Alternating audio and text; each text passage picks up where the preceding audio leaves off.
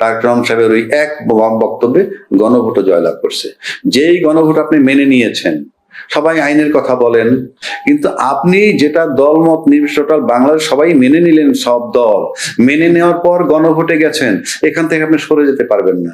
সবাই যখন সমঝোতার ভিত্তিতে যেটা মেনে নিবেন, সেটা কিন্তু আপনি সরে আসার কোনো পথ নাই। আর যদি বলেন যে দুইবার, এখন একটা কথা আসছে দুইবার শপথ তো রাষ্ট্রপতি যে ডাইরেকশনটা দিছে তার ভিতরে আছে।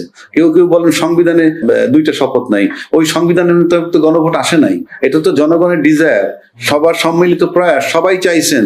রাজনৈতিক দলগুলো 8 মাস স্ট্রাগল কইরাও যখন সমাধানে আসতে পারেন নাই, তখন এটা গণভোটে গেছে এবং গণভোটে যাওয়ার পর এখানে আসে। এখান থেকে আপনি সরে যাবার পথ নাই।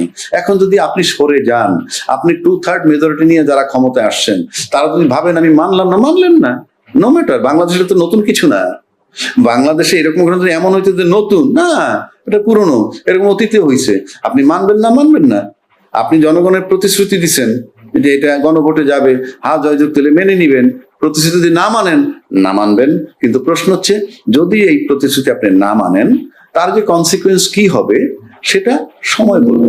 যেহেতু 2/3 মেজরিটি পেয়ে গেছে যে দলটা, তার কোনো কিছুর জন্য কারোর উপরে নির্ভর করতে হবে না, এবং কোনো কিছুর উপরে নির্ভর করতে না হলে ওনারা যা চান তাই করতে পারবেন।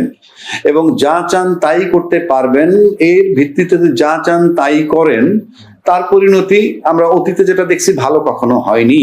জামাত এবং এনসিপি তারা যে 11 দলীয় জোট করছে, এখানে একটা জিনিস লক্ষণীয় যে বিরোধী দল হিসাবে তারা জামাত কিন্তু আপনার সিঙ্গেল মানে নিজেরা শুধু নির্বাচন করে মাত্র 3টা সিট পেয়েছিল। আর জোটে গিয়ে বিএনপির সাথে একবার 14টা, একবার 18টা পেয়েছে। 3টা সিট যে জামাত পাইতো, তারা 68টা সিট পেয়েছে। এটা অলমোস্ট প্রায় 23 গুণ। এটা কিন্তু বিশাল ডেভেলপমেন্ট।